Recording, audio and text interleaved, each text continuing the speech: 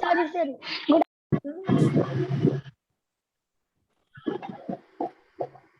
Okay. So you see, this is how the seawater is stored in one particular place. And this is how people separate out those places. Can you see how the seawater is stored here in different places and they are separated? And Yes, ma'am. what they do, Yes, ma'am. they just leave it like this. They just store the seawater by making this different places, by just isolating them from each other. They just leave the water like this, and due to the heat of the sunlight, the water gets evaporated in the form of water vapor. And when the water evaporates, as we all know that the seawater contains salt. Yesterday I told you how the seawater gets the salt, or it gets salty.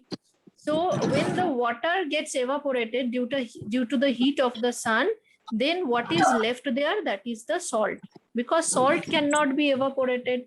And now from these places, naturally they get the salt like this. You see how they store the salt.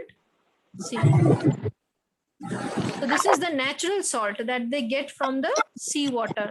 By evaporating the water, you can see they stir the water again and again, so that to speed up the process of evaporation.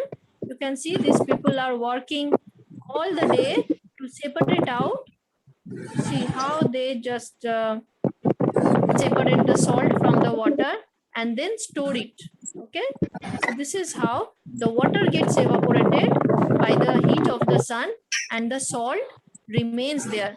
And then these people, they collect all the salts from that side. Now that this is the natural salt, this is not the processed salt. What we eat, that is the processed salt. Okay, these natural salts are then sent to the industries.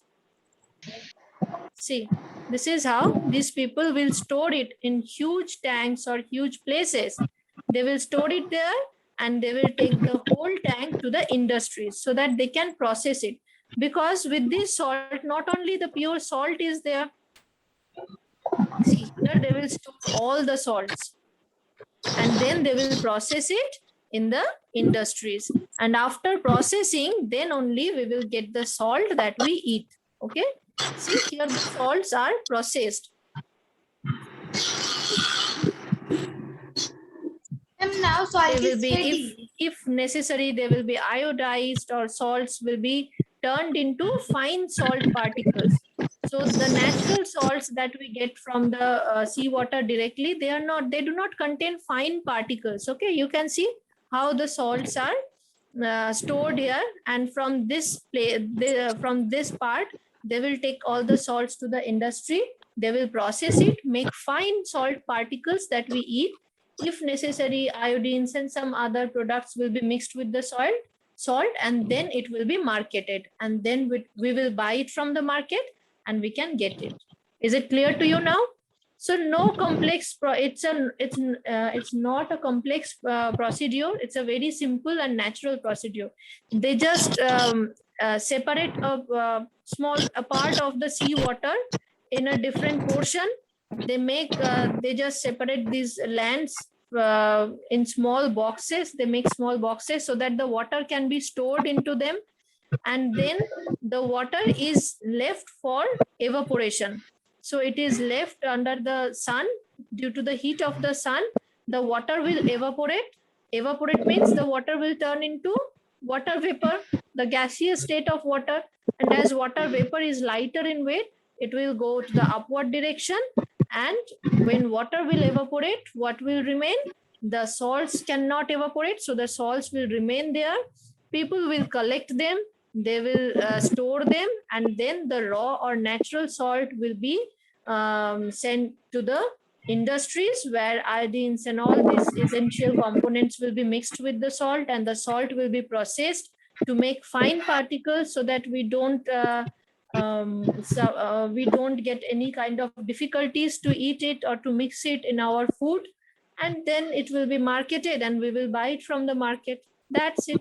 It's a very, very simple process, right? Very interesting also. Now you open page number 45 from your book.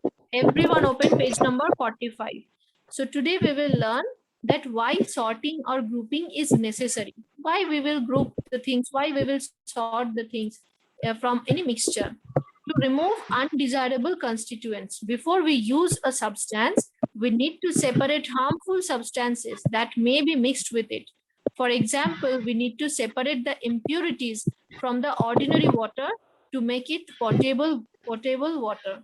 So before drinking the water, what we do? We filter the water, right? Rishabh, both are please mute. See, check from whose device that noise is coming. Ma'am, Rishabh. Rishabh, then mute your device. Okay, now it's okay. And students, you should turn on your camera. You should turn on the video mode. This is the rule. You should maintain it. And if you have your school dress, then you should wear your school dress and then sit in front of the camera. Okay, you all should maintain it. Now see, when we Ma'am, I have no school dress. okay, Yes, then not you just yet, wear. yet. Then you wear a normal, a formal dress. You wear a formal dress and sit in front of the camera. Turn your video or keep your video turned on always. Okay. We need to separate the impurities from water. So before drinking the water, we purify it. We have different water filters. If we do not have any water filter, then also we strain the water. If any impurity is there, if sand particles are there mixed with water, then we filter it first, then we drink it. Why? If because those impurities can really be very toxic for us. And if we eat those contaminated water, if we drink those contaminated water, then what will happen? We may get we will also be contaminated. Those germs will enter our body and they will make diseases like diarrhea and cholera. All these types of diseases may occur. So this is why we need to purify the water before drinking. We need to separate out the toxic material or any dirt, dust particles or sand particles are there.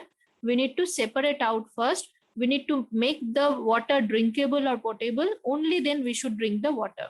So to remove the undesirable means the contents or the substances that are not desired. Okay, we don't want them. Those undesirable constituents should be removed. To obtain desirable substances. Similarly, to obtain desirable substances, the substance that we want, to obtain that, to get that also, we need to separate. So I'm using the same example. Okay, so we are separating the salt, sand, dirt and dust particles and everything from the water. We are purifying the water and then we are drinking it. Why? First one, to remove undesirable constituents like those toxic materials, sand particles from the water. Secondly, to get the desirable substance. In this case, what is the desirable substance? A pure water. The pure water, right? Pure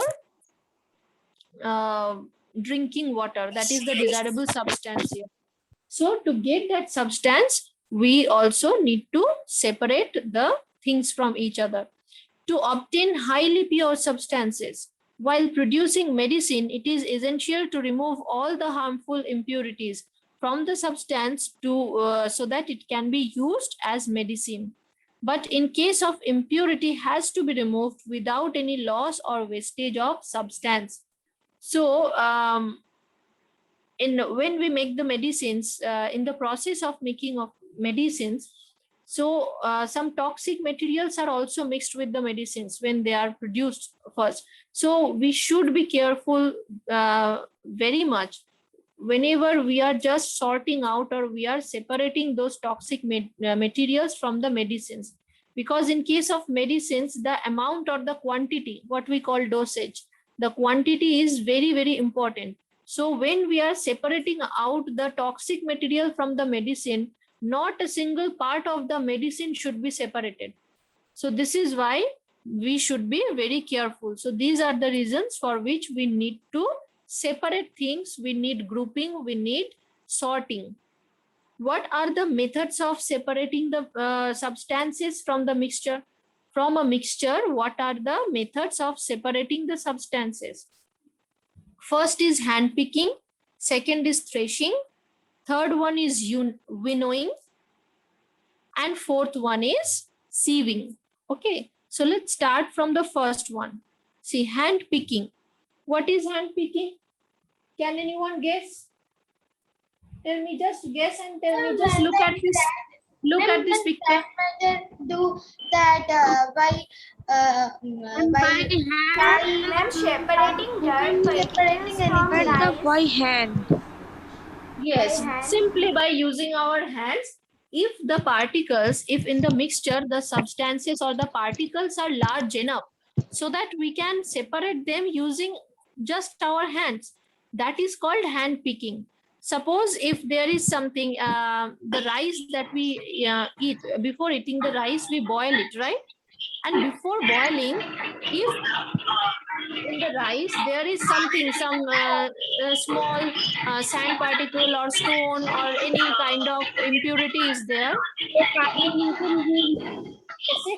listen. I can't Your hear device. you. Any sounds are coming. I cannot hear you. Yes, ma'am.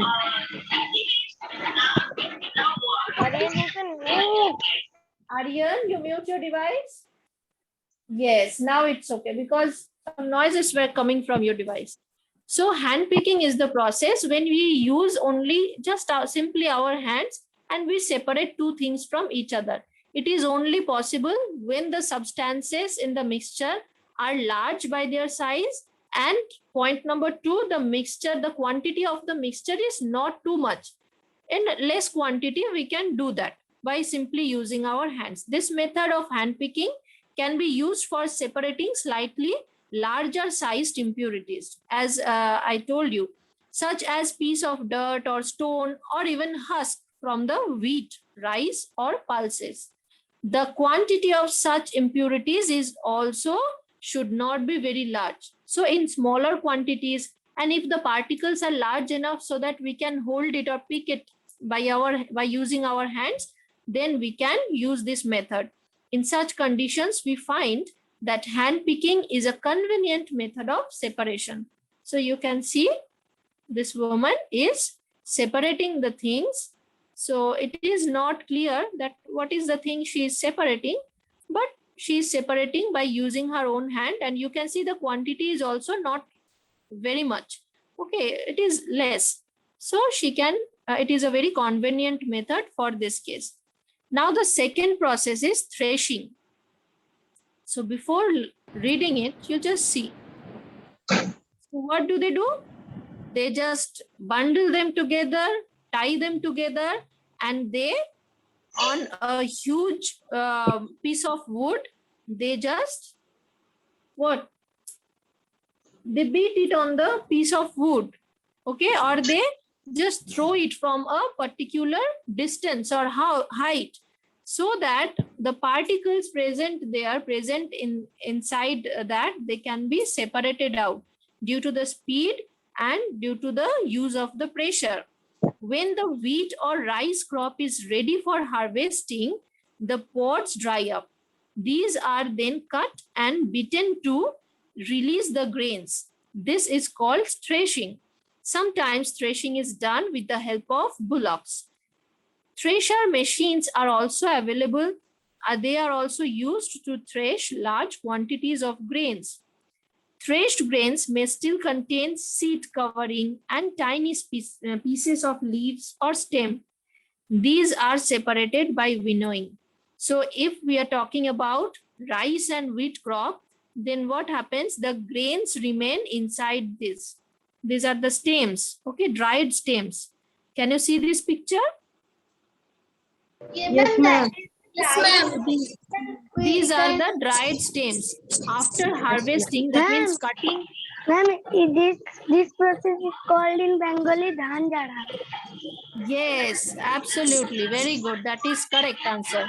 So the particles or the grains remain inside these dry stems. So these are the dry stems that the farmers, the people, they cut Okay, after drying them, they cut it and they tie it together. After tying it together, they beat these stems on this huge wooden piece.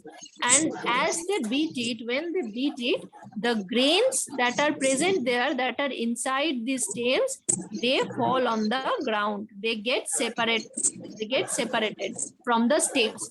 This is how they get the grains from the stem. Okay, and after separating those grains from the stem by this process called threshing, then also the with the grains, some small pieces of stems, some leaves, they are mixed with the grains. So now they will have to get purely the grains, not any single part of the stem or the leaf or any other thing. Now they will use the process of winnowing. So did you understand the process of threshing? If Yes, anyone ma'am. has a problem, Yes, ma'am. Yes, ma'am. they just beat it, tie them up. And they just do like First, this. yes, first they dry those stems. Then after drying them, they tie them up and beat it on that piece of wood again and again so that the grains can come out. Now the grains that will come out, with those grains also small pieces of stems and leaves, they are mixed. Now how to separate the grains only? Because if the grains are not separated properly, then how it will be sold in the market? People will not buy the stems and leaves. They will buy only the grains. So that is done by the process of winnowing. Now it is a process used to separate heavier and lighter particles or components of a mixture by wind or by blowing the air. Here you can see. So in this process, what are they doing? They are just, what are they doing? Tell me. Ma'am, in Bengali, chalani. Yes, they are just straining. They are straining those grains. Okay, so that the grains will be separated out here.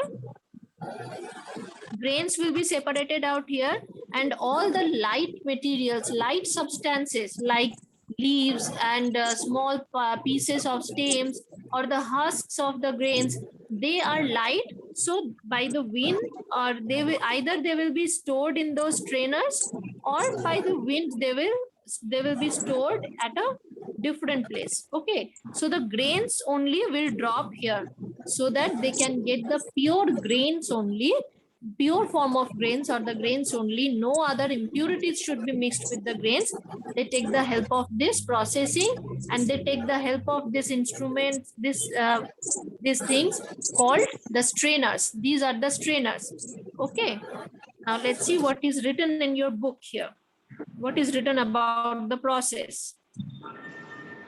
This method is commonly used by the farmers to separate lighter husk particles from heavier seed grains. The simplest way is to stand on a higher level and allow the mixture to fall on the ground. Exactly, the people were doing this thing. The wind blows away the light particles or light components, while the heavier grains will fall down and it will form a heap. The separated chaff is used as fodder for cattle. So the husk that is that remains, that is also not a waste product, that is used for feeding the cattle. Okay, for cows and cattle, they eat that husk part that we don't eat. The cows, cattle, they eat that part. So that is also kept or stored for feeding those cattle. Now the last part is sieving. What is it? It is a method of separation of particles of different sizes using a sieve. So what is a sieve? This one. Small and fine sieves are used in the kitchen to separate bran or other impurities from flour. That is also like strainer. The impurities remain on the sieve and the flour passes through. You have seen the strainers that we use in our kitchen? Yes, ma'am. To separate out the impurities, or if any type any type of worm or insect is present there, that are present there, and if any type of impurities like stones or anything is present there, to separate them out, we use those strainers, that is also called the sieves. So what happens, the flour the flour that passes through the sieve and all the impurities, they remain on the sieve. Bigger sieves are used at construction sites to separate pebbles and stones from sand. So can you see, at construction sites, bigger sieves, these are the bigger sieves that people use. Okay. Can you see this picture? So Yes, this is ma'am. how the fine particles will pass through this sieve, and they will be stored here, and all the impurities that are larger by their size, all the impurities will be stored here on the sieve. This is how we can separate things properly, and we can get the pure thing, the thing that is desirable, that we want. Okay. Ma'am, I know the winnowing process in Bengali. What is it called? Tell me. Dhan Sara. Ma'am, Dhan Sara. Yes, very good. So you know the process? You know the process, how Yes, they ma'am. do this? Yes, that is Yes, very ma'am. interesting, and very, by this process, we can separate the larger things properly. The larger things can be separated out, not only the larger things, sorry, not the larger things, the light, the impurities that are light by their weight. We can Ma'am, in separate them Bengali, out. what is called by sieving? We call it Ma'am, simply, Balichara. Balichara. Ma'am, Balichara. forget it, just read sieving. Okay, just read sieving. So this process is called sieving, and you know the process, how it works. Okay, so Ma'am. now the next process is sedimentation and decantation. This one we will read tomorrow. Today we don't have time. I will call your names now. In your home, at your home, you read this part up to sieving. Okay, if any problem is there, you can tell me tomorrow. Okay, but read this part very carefully. Many short Okay, type ma'am. questions generally come from this part. Okay, now everyone check, you can mute and unmute your device. I will call your name. Yes, ma'am.